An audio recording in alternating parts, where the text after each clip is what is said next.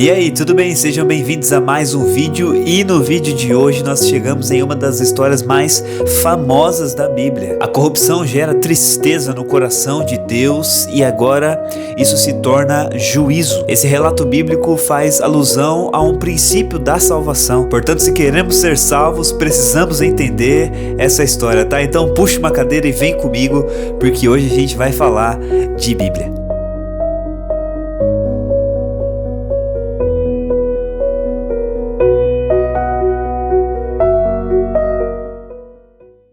Bom, para a gente ficar por dentro e entender ao menos o básico de Gênesis 7, precisamos responder 5 perguntas, que na verdade a quinta é uma pergunta dupla, né? Então eu defino por 6 perguntas, começando por que Deus escolheu Noé. A Bíblia responde essa pergunta antes mesmo do dilúvio. Em Gênesis 6, 8 e 9, lemos que Noé, porém, achou graça diante dos olhos do Senhor. Noé era homem justo e íntegro entre os seus contemporâneos. Noé andava com Deus. Há 3 características importantes nessa escolha de Deus que nós precisamos trazer à tona para responder essa pergunta. A primeira e mais relevante é que Noé achou graça diante de Deus. O texto não diz primeiro que Noé era justo, era íntegro, era bonzinho, era uma pessoa boa, enfim.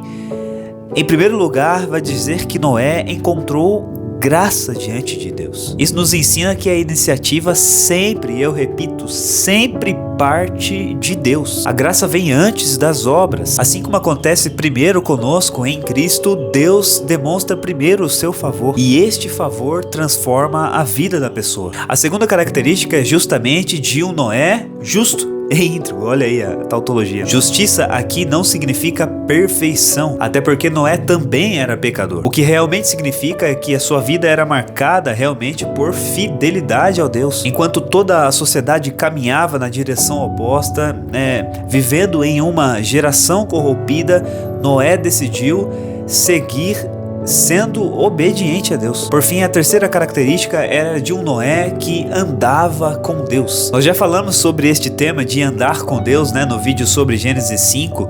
Inclusive eu te convido a ver se você ainda não viu, tá aqui em cima aparecendo no card. E confirmando esse vídeo, andar com Deus significa viver diariamente em comunhão com Ele, confiando, obedecendo e colocando a vontade dEle acima da nossa própria vontade. Noé construiu uma arca, gente, por décadas sem nunca ter visto um dilúvio. E nisso fica claro que a sua obediência era fruto da sua confiança em Deus. É fácil falar, mas Deus verdadeiramente nos convida a vivermos, ou melhor, a darmos passos em direção a uma vida como essa. É exatamente nesse processo de caminhada que o nosso Deus deseja que nós estejamos inseridos.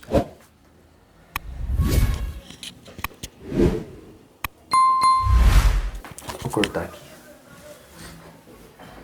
Bom, passou um pouquinho de tempo, tanto que até meu cabelo já cresceu. Tá diferente seu cabelo? Tá bem diferente. Não consegui gravar tudo naquele dia, mas vamos continuar aqui. A segunda pergunta do vídeo de hoje agora se remete a Deus dando fim aos seres humanos, decidindo dar fim aos seres humanos e com isso trazendo a destruição à terra. Se falássemos em um termo moderno, diríamos que Deus promoveu um reset, um restart na criação, em toda a terra. Porém, vemos que não foi um reset completo, Ele preserva um remanescente fiel e também preserva os animais. Diante da destruição iminente, Deus ordena a Noé que fizesse uma arca. E chegamos em nossa pergunta de número 2, que responde ao porquê deste nome. Qual o significado da palavra arca? A palavra arca tem o seu sentido básico de caixa, cofre, baú ou grande recipiente destinado a guardar ou preservar algo valioso. No caso da arca de Noé, o termo em hebraico é tevá. Curiosamente, esse termo aparece na Bíblia apenas em 2 contextos. O primeiro deles nós vemos justamente aqui no capítulo 6, a partir do verso 9, quando fala da arca de Noé, e o segundo nós vemos no 6º, de junco em que Moisés foi colocado. É o mesmo termo em hebraico, tevá. Isso é muito significativo porque em ambos os casos A tevá é um recipiente de salvação. Ela não foi feita para navegar como um navio comum, mas para preservar vidas em meio às águas do juízo. Podemos concluir aqui então entre nós que a arca é um lugar de preservação divina. É o lugar que Deus tem para cada um de nós, meus amigos, e espera que nós estejamos dentro. Meus irmãos, e faltam algumas perguntas para nós fecharmos, né? Mas eu vou cortar esse vídeo em 2 partes.